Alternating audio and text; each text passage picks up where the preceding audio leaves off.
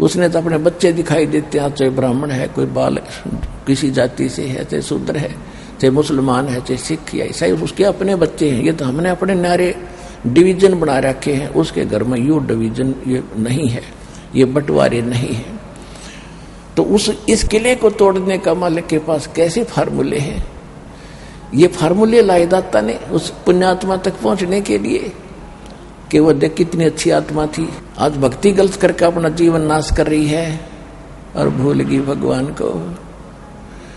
अब क्या किया दाता ने, उसी कॉलोनी में किसी भगत के यहाँ सत्संग किसी ने प्रार्थना की, उस शारदा वाली कॉलोनी में एक किसी गरीब से घर में सत्संग रख दिया भगत की प्रार्थना पर। अब जिसके घर सत्संग था वो सब कॉलोनी में जाके आसपास प्रार्थना करके आती है। भगवान का आदेश है, बेटी बच्चों सबको बता के आना कि हमारे घर सत्संग होगा। ना आएंगे वो स्वयं दोषी होंगे, भगवान के दरबार में फिर उनका लेखा होगा। वो न्यू ना कहेंगे भगवान हमें किसी ने बताया कोई ना भक्ति करने के लिए। तो ये अगर आपका संदेशा पाकर आपके घर नहीं आएगा तो फिर वहां वो कहने जोगा नहीं रहेगा। पर धर्मराज उससे पूछेगा कि देखिए बहन, ये भाई आपको प्रार्थना कर रही थी कि हमारे घर सत्संग होगा, आप आइएगा। इस दृष्टिकोण से वो सभी कहकर आए। शारदा को भी कह के आई वो कि शारदा आज हमारे घर सत्संग होंगे, हमारे गुरु जी आएंगे, आप भी आना। शारदा ने पूछा कौन है तुम्हारे गुरु जी? कि वो परमात्मा कबीर जी। शारदा ने पूछा कौन से कबीर जी? कि वो जुल्हा, कि क्या वो जुल्हा कबीर? हाँ जी, जुल्हा कबीर। हमारे लिए तो परमात्मा है, आपके लिए जुल्हा होगा, आप जरूर आना।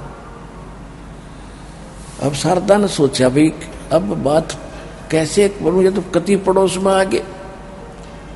तो उसने अपने आप संकल्प, एक ऐसी स्कीम बनाई, योजना कि मेरा भेद भी ना खुले कि मैं वहां गई थी और परीक्षा भी कर लूं।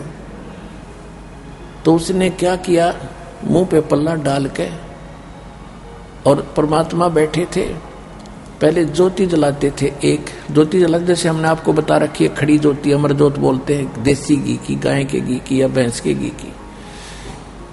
वही तो लैंप का काम करता था, वही हवन का काम भी करती थी। उसमें ये लाइट वगैरह नहीं थी, बिजली नहीं थी। वो जला रखी, भगवान सत्संग के लिए बिछा रखा छोटा सा आसन, उस पर विराजमान थे कबीर जी, और संगत आकर बैठ रही थी, एक तरफ भक्त एक तरफ भाई बहनें। अब सभी आ रहे थे और भगवान को प्रणाम करके अब अपना स्थान ग्रहण कर रहे थे।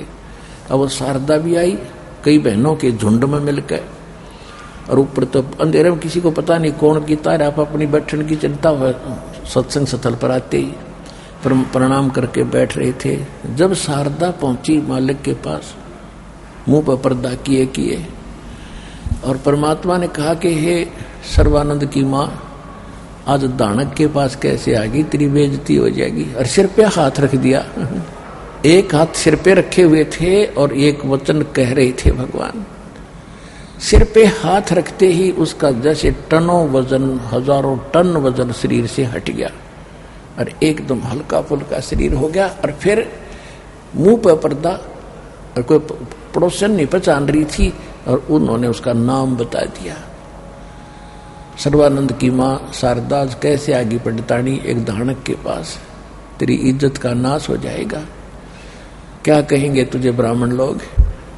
वो हटा के पर्दा, और क्योंकि आशीर्वाद से सुख हो ही गया था, परीक्षा वाले लेने गई थी मूर्ख, चरणों में गिर गई, बुरी तरह फूट फूट करो, और यूं कह के भगवान मैं बड़ी पापड़ हूं, बड़ी नीच हूं। क्योंकि भगवान के सामने संत के पास मन खत्म हो जाता है, और मन है यू काल का एजेंट, ये ही बकवाद घटता रहता है, जो नहीं करना चाहिए, ये हो जाएगा वो होगा। तो वहां मन नहीं रहता, ये तो काल है, भगवान से दूर भाग जाता है, बाहर रह जाता है सत्संग स्थल से, और वहां तो आत्मा जाती है निर्मल होके, अधीन बनी रहती है। लेकिन कुछ स्वभाव बिगड़ा हुआ होता, वो कुछ दिनों में ठीक हो जाता है। तो जाते ही चरणों में लेट गिरा, अपना सारा अपराध स्वीकार कर रही है। परमात्मा बोले कोई ना, बैठो। ये तो एक आपको ट्रेलर दिखाया हमने, और ऐसे कर्म तो और भी गढ़े आपके बिगड़े हुए हैं, उसके लिए भक्ति करनी पड़ेगी। मैं मंत्र बताऊंगा, ये तो अपने कोटे से सुख दिया तेरे।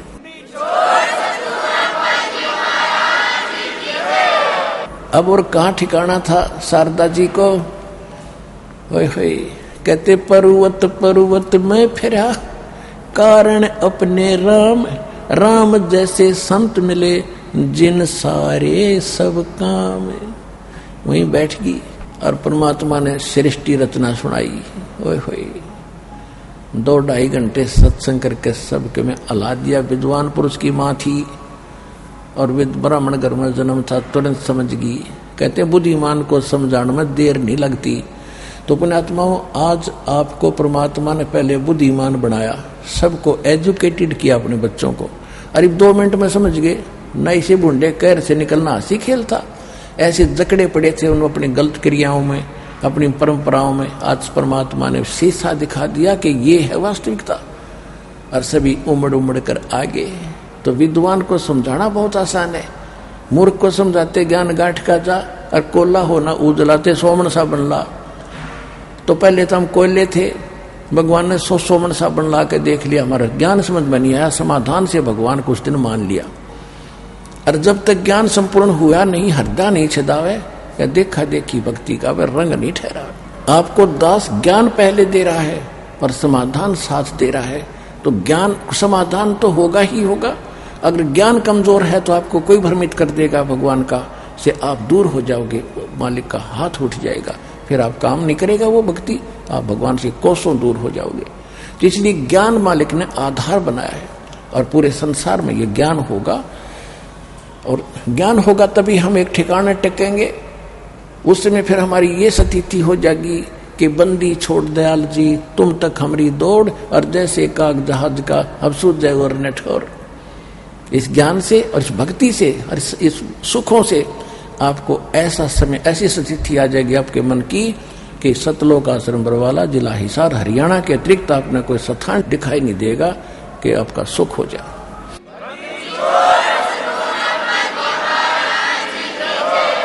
शारदा जी ने ज्ञान सुना, सृष्टि रचना सुनी, ब्राह्मण घर में जन्म था। घर जाके बात बात हम अपने बेटे से भी पूछी, बेटा भी जब तक ठीक बतावा, खा माँ ये ऐसा लिखा है, ऐसा लिखा है।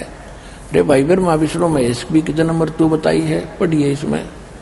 कहा माता लिखा है, लेकिन वैसे लिख दिया, तो वैसे लिख दिया। अच्छा भाई वैसे लिख दिया, ठीक है।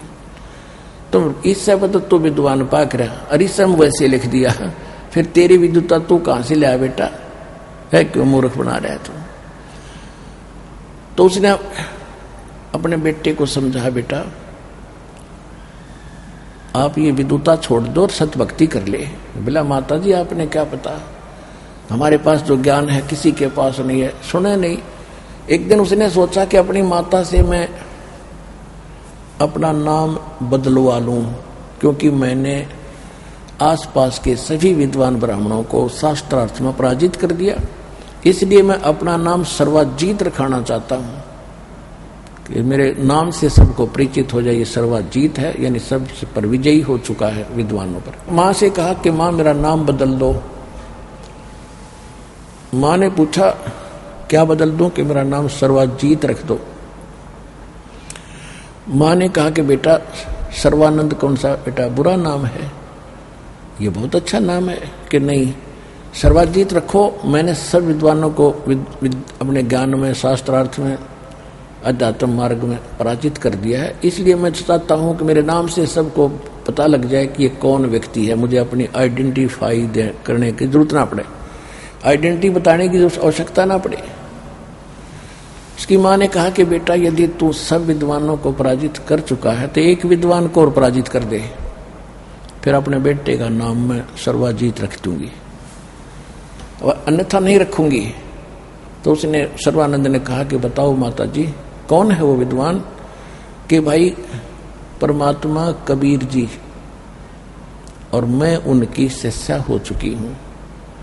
पहले तो उसका माथा ठनका कि माँ आपने बहुत गलत किया, लोग क्या कहेंगे मेरे को, मैं इतना विद्वान ब्राह्मण और आप एक धानक दुल्हाई से दीक्षा ले आई। उसकी माँ बोली बेटा और ज्यादा मत ना कहिए इस परमात्मा के बारे में, तने ज्ञान नहीं, तू बालक है। पर मैं जो कह रही हूं, अगर तने सर्वाजीत नाम दरवाना है, रखवाना है, तो उस विद्वान को पराजित कर दे, फिर मैं बेटे का नाम सर्वाजीत रख दूंगी, मेरी यह शर्त है। सर्वानंद ने सोचा वो अनपढ़ आदमी 2 मिनट में उसने हरा के अभी आ जाता हूं। अच्छा माता जी, अभी गया अभी आया। अब वो साथ में अपना सारा रखता ही था, ताम जाम बैल के ऊपर, उसमें सारे पुराण वेद सब रखता था। इधर का साज बाजर चल पड़ा। उसकी माँ बोली बेटा और सुन एक बात, लिखवा के लाना, मैं वो नहीं मानूंगी, लिखवा के लाना। कहते तू आके कह दे मैं हराया। अब वो जाकर गया, वहां पहुंचा जुलाहों की कॉलोनी में, और कोई ब्राह्मण आ जा। आज से 600 वर्ष पहले कितनी छुआछूत थी, और वो भी वो ब्राह्मण जिसका बोलबाला हो और जिसके पास वेद ग्रंथ तिलक पिलक लगा कर पूरी वेशभूषा बना रखी उसने, मूंड मांड मुड़ा कर इतनी मोटी चोटी रखवा कर। इस प्रकार की वेशभूषा का आदमी जुलाहों की कॉलोनी में प्रवेश हो गया। विद बैल के साथ सारे सदग्रंथ लिए। तो सभी देख रहे हैं, जैसे गांव में हाथी आ जाता था, हम देखा करते खड़े होकर छतों पर चढ़ चढ़ के हाथी आ गया, हाथी आ गया। तो ऐसे सभी जुलाहे देख रहे थे अपनी झोंपड़ियों से निकल कर। आगे एक चौक के ऊपर जुलाहों का कुआं था, बनी में स्टार्ट में थोड़ी सी अंदर, गांव से थोड़ा सा बाहर कॉलोनी के चौक सा पड़ता था। और उसमें से परमात्मा की मुंह बोली बेटी कमाली, जो शेख की एक मुसलमान पीर की लड़की थी, मृत्यु होने के बाद कब्र में दबा दी गई थी, और सिकंदर लोधी कबीर जी की जो है ना महिमा और लीला को देख करके वो उनका शेष हो चुका था। लेकिन शेख तकी उनका धार्मिक गुरु था, किसका? सिकंदर लोधी, दिल्ली के राजा का। लेकिन शेख तकी नहीं मानता था, ईर्ष्या करता था परमात्मा से। उसने एक शर्त रखी थी कि मेरी मृतक लड़की को कबीर जी जीवित कर देंगे तो मैं इनको भगवान रब खुदा मान लूंगा। तो परमात्मा ने कई हजारों के सामने कब्र फुड़वा के वह लड़की जीवित कर दी थी, जो 12-13 वर्ष की थी, कबीर परमात्मा ने। तो इस चमत्कार को देखकर हजारों की संख्या में परमात्मा के दीक्षित हुए थे, पर शेख तक ही नहीं मान्या था।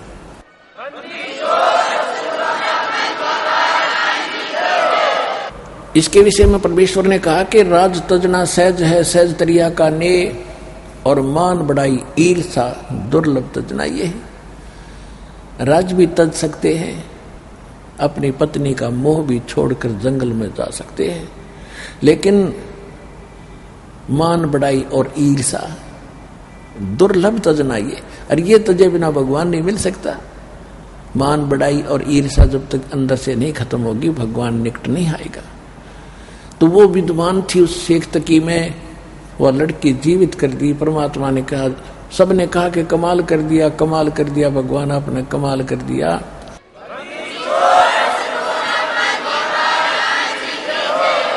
उस लड़की का नाम कमाली रख दिया परमात्मा ने, कमाली। कबीर साहब ने कहा कि जा अपने पिता के साथ। लड़की ने कहा कि नहीं, आज मुझे अपना ओरिजिनल फादर मिल गया, असली पिता मिल गया। ये तो नकली पिता था, मुझे मिट्टी में दबा कर चला गया था, ये मेरा पिता नहीं है। तो परमात्मा ने वह लड़की अपनी बेटी के रूप में अपने पास रखी थी, और घर परमात्मा का ज्ञान सुनकर वह बेटी भी अच्छे ज्ञान से परिचित थी। वो उस कुएं पर पानी भर रही थी, पानी निकाल रही थी अपने मटके भरने के लिए। उधर से सर्वानंद जी जा रहे थे बैल पर, परमात्मा बैल पर सारे शास्त्र रख के, और परमात्मा कबीर जी को पराजित करने के लिए, हराने के लिए।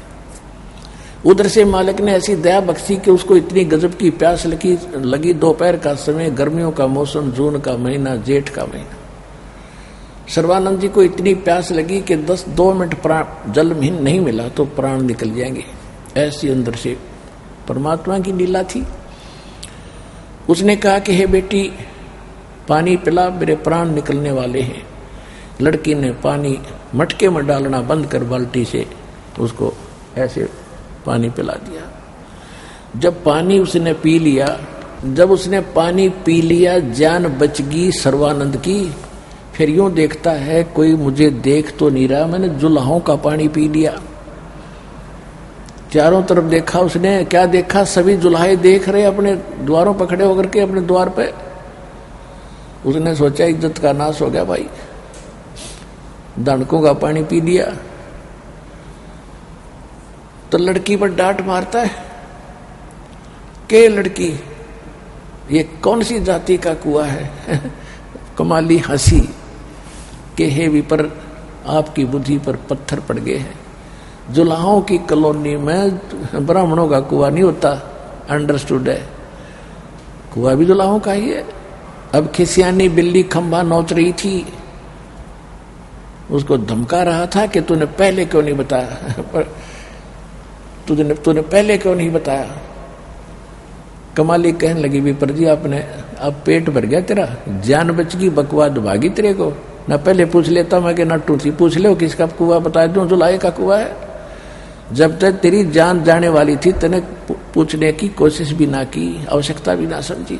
अब पेट भर गया, जान बच गई, बकवाद तो जाति की, फिर भागी। फिर कहती है, ए लड़की घड़ी ना बोला है, ज्यादा मत बकवास कर, ये बता कबीर का घर कहाँ है। अब लड़की हंसी और कहने लगी, अरे ब्राह्मण, यदि तुझे कबीर के घर का पता चल जाता, ये बोझ मरता ना फिर, तू बैल को उठाए अंडा इतने शास्त्र लिए फिर।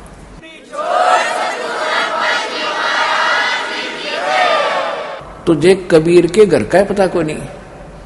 कबीर का घर शिखर में सतलोक है, और जहां सलहली गैल और पाँव न टेके पपील के, तू पंडित लाज रहा बैल।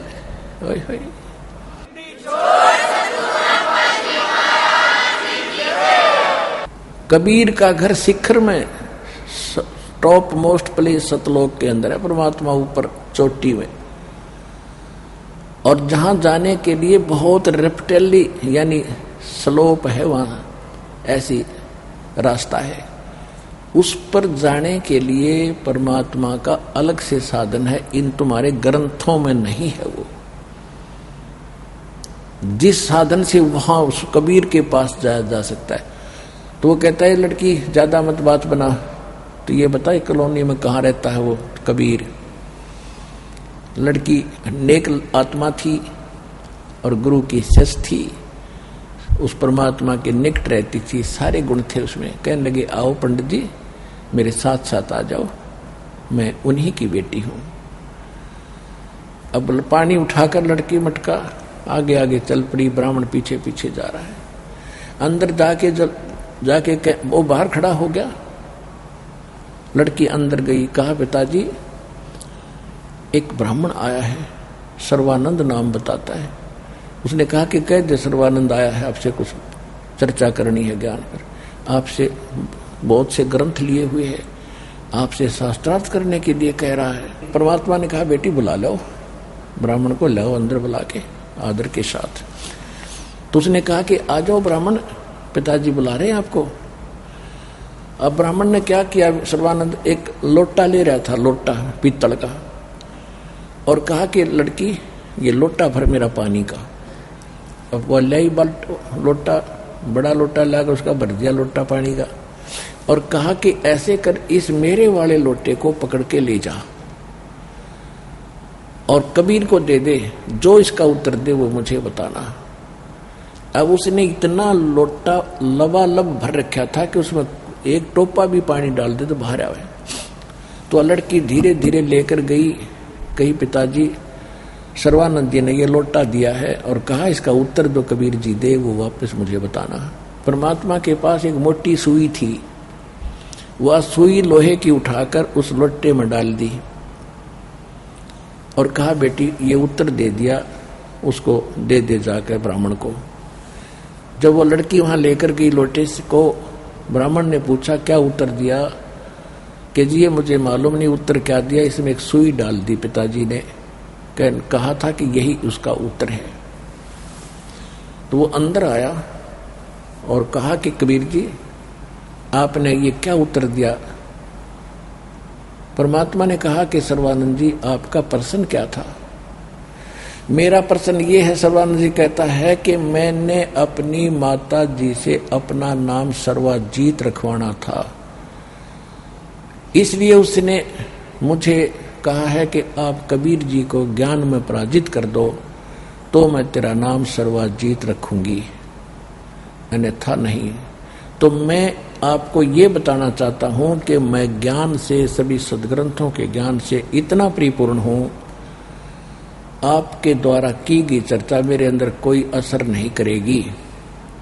जिस तरह ये लोटा भरा था पानी का, इसमें और जल कोई डालेगा तो बाहर ही जाएगा। मैं इतना परिपूर्ण हूं ज्ञान से, तेरा क्या उत्तर है बता। परमात्मा ने कहा कि मेरा ऐसा ज्ञान है जैसे मैंने सुई डाल दी तेरे लोटे में या इसकी तली में जाकर बैठ की तेरा पानी बाहर निकल गया। मेरा ज्ञान तेरी छाती पर बैठ जाएगा और तेरे अज्ञान को बाहर फेंक देगा, मेरा वो ज्ञान है।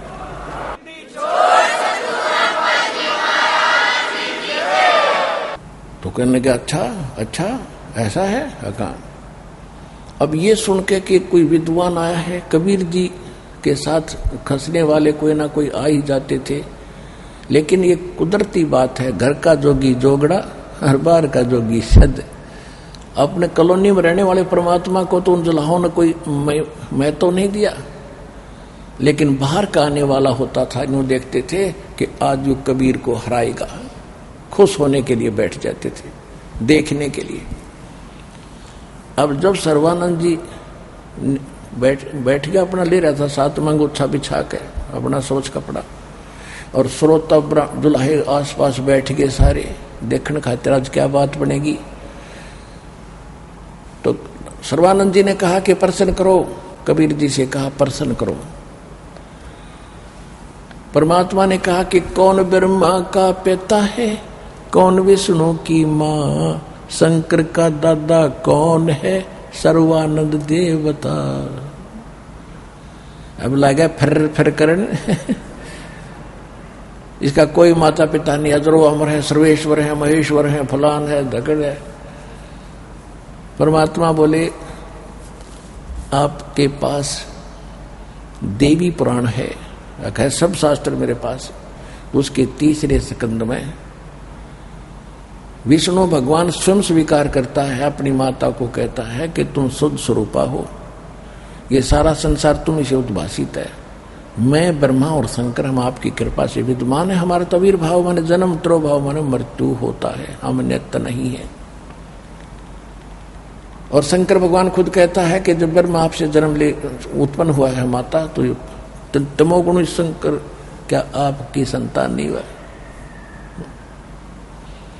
उसने निकाला, उठा के लाया ग्रंथ, देवी पुराण खोला संस्कृत भाषा में, बाकी अनपढ़ सारे थे ही। कहने गए झूठा, झूठा, इसमें कहीं नहीं लिखा, देखो। और सामने को पढ़ने वाला था, देखो ये झूठ बोलता है, कहीं नहीं लिखा। तो सभी ने ताड़ी पीट दी, दुल्हों ने, अनपढ़ों ने। परमात्मा बोले भाई ठीक है, आप जीत गए, मैं हार गया, यही चाहिए आपने कहा। बस परमात्मा ने पता था कि जान बूझ साची तजय और करे झूठ तेने, और ताकि संगत है प्रभु सोपन में भी ना दे। परमात्मा ने सोचा जान दे, दुष्ट ने मानना किसने है ही नहीं, कि बोल भाई ठीक है आप जीत गए, मैं हार गया। कहने लगा ऐसा नहीं, कच्चा काम नहीं करता मैं, लिखवा के लूंगा। अगर लिख भी आप पहले मत अनपढ़ हूं, लिखूंगा क्या, अशिक्षित तो उसने लिख लिया। शास्त्रार्थ में कबीर जी हार गए, सर्वानंद जीत गए, और मालिक का अंगूठा लगवा लिया।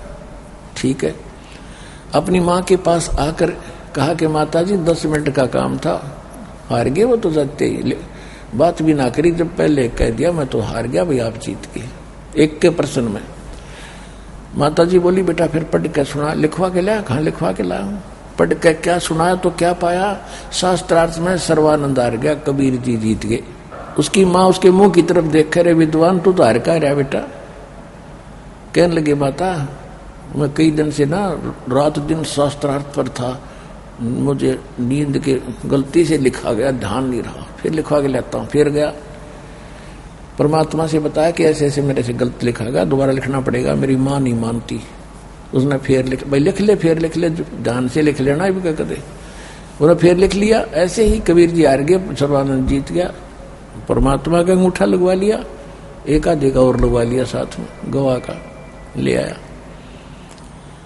अब घर आके अपनी माँ से कहा कि ले माँ आपके मैं ठीक लिखवा के ले आया। बेटा सुना, पढ़ा तो फिर विपरीत पाया, कबीर जी जीत गए, सर्वानंद हार गया। उसकी माँ बोली रे तेरा दिमाग खराब हो गया क्या, और फिर क्या मैं जीत गया, तू खुद हारा हुआ है, झूठ बोलता है। अगर नहीं माता जी गलती रहेगी फिर लिखवा के लाऊं, अब फिर लिखवा ले, तीसरी बार फिर लिखवा लिया। अब वो सोचता है कि वहां मैं 6 बार देखता हूं ठीक लिखा है, यहां तक के बिजली गिरा इसके।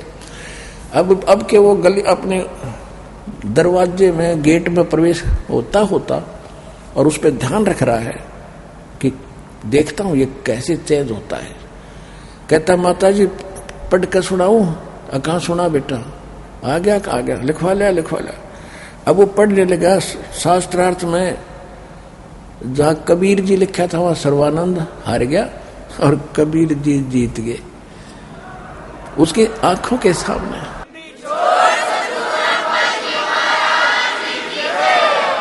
सर्वानंद की आंखों के सामने अक्षर चेंज हो रहे हैं और फिर ये पढ़कर बैठ गया, कलेजा पकड़ कर वहीं का वहीं। आंखों के सामने अक्षर चेंज हो गए। तो हम ज्यादा इस बात ने पसंद कर रहे हैं। अब कबीर साहब से धर्मदास जी कह रहे थे कि भगवान ये लोग तो ज्यादातर चमत्कार को मानते हैं, आप कोई चमत्कार कराया करो। परमात्मा बोले भाई जो चमत्कार करता ना वो संत नहीं, वो तो ढेड आदमी, निकम्मा आदमी होता है। और जिससे चमत्कार ना हो वो भी संत नहीं। बता संत कभी नहीं कहता जा तेरा न्यू कर दूंगा, जो तेरा न्यू हो जाएगा, तेरा नाश कर दूंगा, तेने फलाना दे दूंगा। नहीं, संत साधना बताता है, सत साधना कर देता है और उससे अपने आप चमत्कार होंगे। एक नहीं 100 होंगे, वो करते नहीं, अपने आप होते हैं। संत ने जिसे चमत्कार नहीं हो।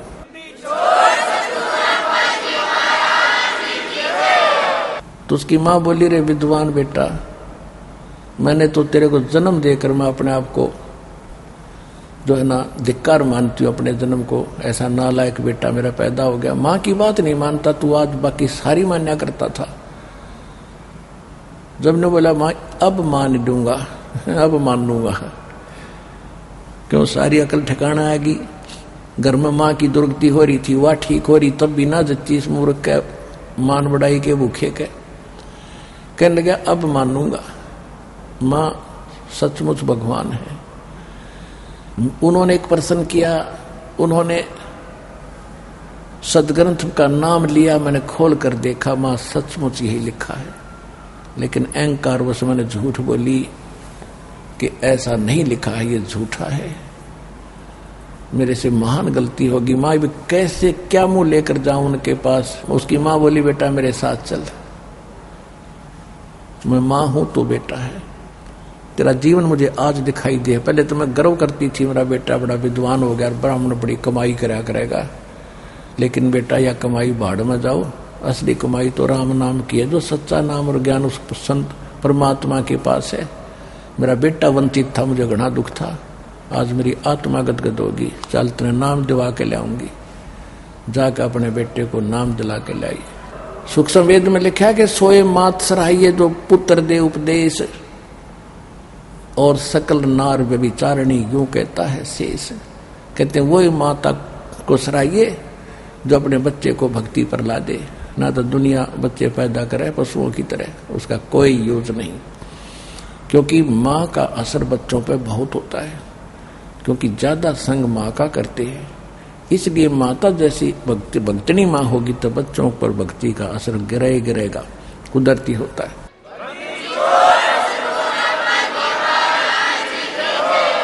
और माता वही सराहिए जो पुत्र दिलावे उपदेश।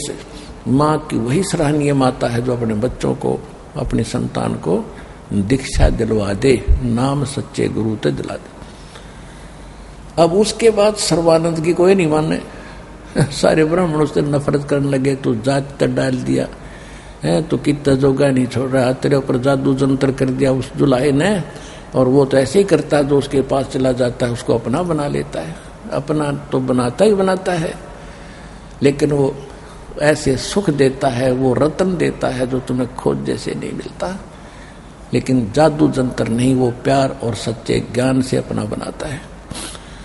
और यहीं पर यही हमारे लिए दास को बदनाम कर रखा था हरियाणा वाले इन नकली संतों ने, जनता को भ्रमित कर दिया। वो तो पता नहीं कैसा जल पिलाता है, पता नहीं कैसा अमृत वो प्रसाद खिलाता है, मिश्री खिलाता है, उसी के हो जाते हैं। तो ये तो इनकी आदत है बकवाद करने की, तो वही भगवान के साथ करा करते। अब यहाँ आने वालों